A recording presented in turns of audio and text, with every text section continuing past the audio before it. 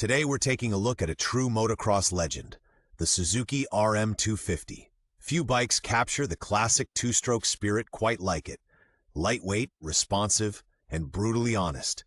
We'll cover what still makes it so appealing today, but also the areas that can get expensive fast when you're buying one. Engine condition, suspension, bearings, and the usual weak spots around the power valve and jetting.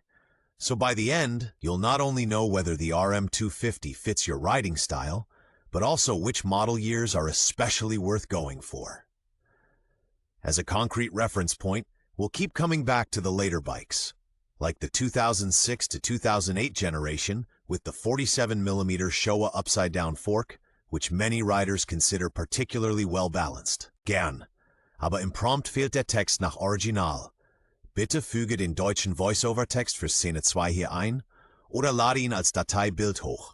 Dann übersetze ich ihn idiomatisch, natürlich und ansprechend ins Englische. In 1976, the first RM250 launched as a pure motocrosser, air-cooled, lightweight, and built for explosive sprint performance. A major leap followed in 1981 with Suzuki's full-floater rear suspension, which uses linkage to deliver a more progressive feel and absorb hard hits far more effectively. Through the 90s, the platform was steadily modernized, eventually adopting upside-down forks and stiffer chassis designs. A key milestone arrived in 2001, an all-new engine with updated intake timing and more precise ignition electronics, giving the RM250 a freer revving character. In 2003, the distinctive aluminum twin-spar frame update followed.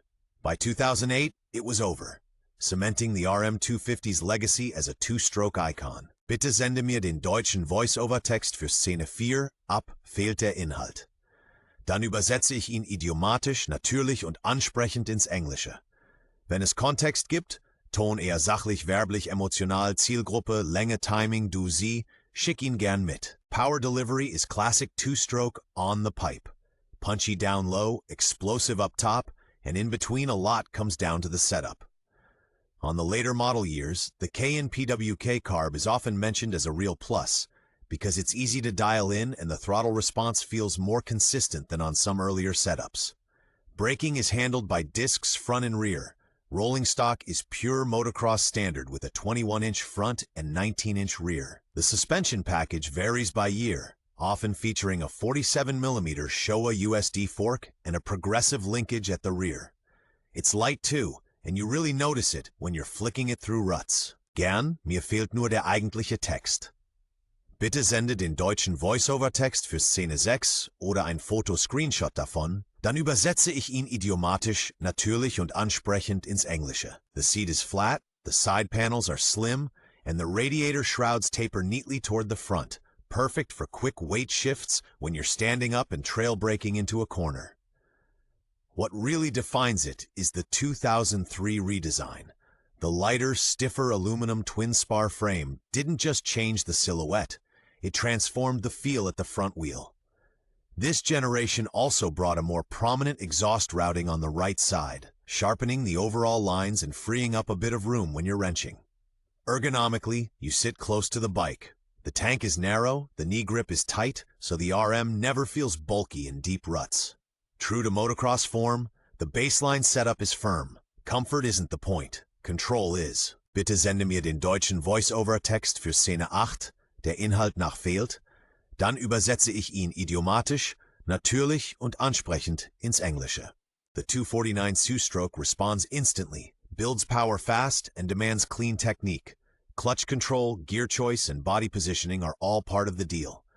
The close ratio 5-speed is spot on for starts, jumps, and short straights. It was never meant for cruising. On the suspension side, there's plenty in reserve, especially on the later models with the 47mm Showa USD fork. It'll soak up landings when sag and damping are dialed. Get the setup wrong, though, and it can turn twitchy, especially through long braking bumps or on rough, rutted tracks. As for everyday usability, it's basically not the point. No factory street-legal version, a small tank, and a high-maintenance schedule. If you buy one, you're buying it for training, track days, and racing, and that's exactly where it feels at home. Bitte sende mir den deutschen Voice-Over-Text für Szene 10, fehlt nach dem Plem. Dann übersetze ich ihn idiomatisch und natürlich ins Englische.